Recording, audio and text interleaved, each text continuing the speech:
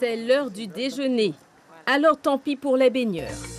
Les pélicans bruns n'ont pas coutume de demander. Ils s'imposent en majesté.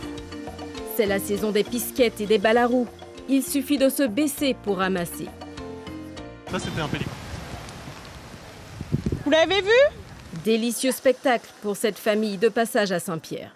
C'était assez impressionnant. Quand le pélican décolle, c'est vraiment un oiseau lourd qu'on identifie assez facilement. Surtout avec son gros bec là. T'en avais jamais vu de pélican? J'avais jamais vu en vrai, mais j'ai lu beaucoup de livres sur les oiseaux, alors j'ai su les reconnaître avec l'aide de papa. Plaisir des yeux pour certains et point de repère pour d'autres. Ils tournent et puis après ils se mettent à plonger et nous on voit exactement où sont les poissons. Mais une fois la ressource identifiée, il faut la partager.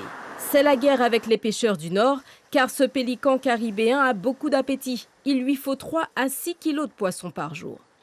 Ils viennent manger tous les poissons dans le bateau parfois, parce que parfois il y a une vingtaine, trentaine qui viennent manger, par exemple, les maquereaux et les poulirous, par exemple. Et parfois les pêcheurs courent après les pélicans, mais ils ne sont pas un oiseau sauvage. Le matin très tôt, qui viennent poser aussi sous mon bateau. Je ne dirais pas qu'ils salient un peu, mais parfois c'est un peu chiant, tu vois. Voisin encombrant, mais attachant. Ce passionné mesure sa chance de pouvoir l'observer de si près. Il y en a un en internuptial, c'est-à-dire qu'il a des attributs de couleur beaucoup plus importants. Donc, habituellement, la calotte sous la tête, elle est blanche, là, elle est un peu jaunâtre. Un plaisir retrouvé, car l'espèce avait quasiment disparu du paysage pendant plusieurs siècles. Au début de la colonisation, il y en avait énormément dans toutes les îles. Et elles ont été chassées par le passé, notamment pour la graisse qui semblerait guérissait certaines douleurs, notamment surtout dans les îles françaises. Aujourd'hui, le pélican brun est protégé.